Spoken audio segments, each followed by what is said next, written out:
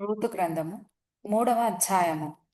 ఆమె అత్త అయిన నయోమి, నా కుమారి, నీకు మేలు కలుగునట్లు నేను నీ కొరకు విశ్రాంతి విచారింపవలసిన దానను గదా. ఎవని పనికత్తెల యొద్ద నీవు ఉంటివో ఆ బోయజు మనకు బంధువుడు.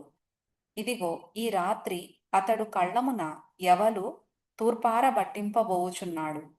నీవు స్నానము చేసి తైలము రాచుకొని నీ బట్టలు కట్టుకొని ఆ కళ్ళమునకు వెళ్ళుము.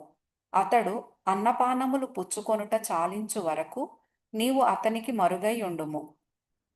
అతడు పండుకొనిన తరువాత అతడు పండుకొనిన స్థలమును గుర్తెరిగి లోపలికి పోయి అతని కాళ్ల మీదనున్న బట్ట తీసి పండుకొనవలెను. నీవు చేయవలసిన దానిని అతడు నీకు తెలియజేయునని ఆమెతో అనగా, ఆమె నీవు సెలవిచ్చినదంతయు చేసెదనని చెప్పి ఆ కళ్ళమునొద్దకు పోయి తన అత్త ఆజ్ఞాపించినదంతయు చేసెను.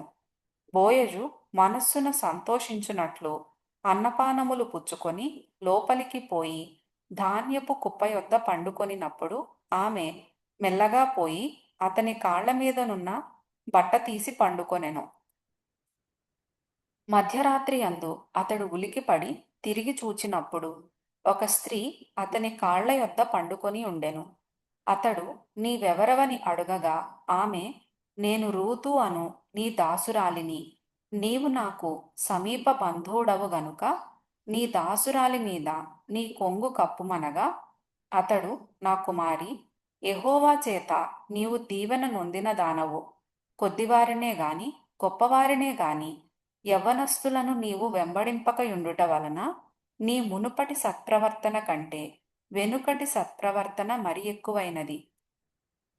కాబట్టి నా కుమారి, భయపడకుము. నీవు చెప్పినదంతయు నీకు చేసెదను. నీవు యోగ్యురాలవని నా జనులందరూ ఎరుగుదురు. నేను నిన్ను విడిపింపగల వాడనను మాట వాస్తవమే.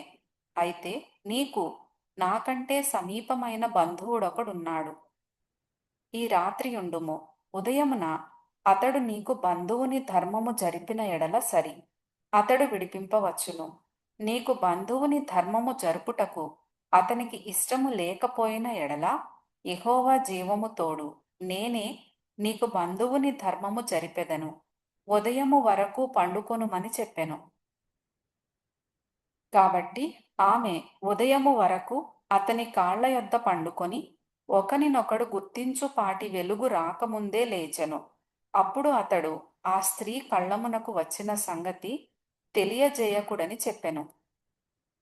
మరియు అతడు, నీవు వేసుకొనిన దుప్పటి తెచ్చి పట్టుకొనుమని చెప్పగా ఆమె దాని పట్టెను. అతడు 6 కొలల యవలను కొలచి ఆమె భుజము మీద నుంచగా ఆమె పురములోనికి వెళ్ళెను. ఆమె తన అత్త ఇంటికి వచ్చినప్పుడు అత్త, నా కుమారి, నీ పని ఎట్లు జరిగెనని అడుగగా ఆమె ఆ మనుష్యుడు తనకు చేసినదంతయు తెలియజేసి, నీవు వట్టి చేతులతో నీ అత్త ఇంటికి పోవద్దని చెప్పి అతడు ఈ 6 కొలల యవలను నాకిచ్చెననెను. అప్పుడు ఆమె, నా కుమారి, ఈ సంగతి నేటి దినమున నెరవేర్చితేనే కాని ఆ మనుష్యుడు ఊరకుండడు గనుక ఇది ఏలాగు జరుగునో నీకు తెలియ వరకు ఊరకుండుమనెను.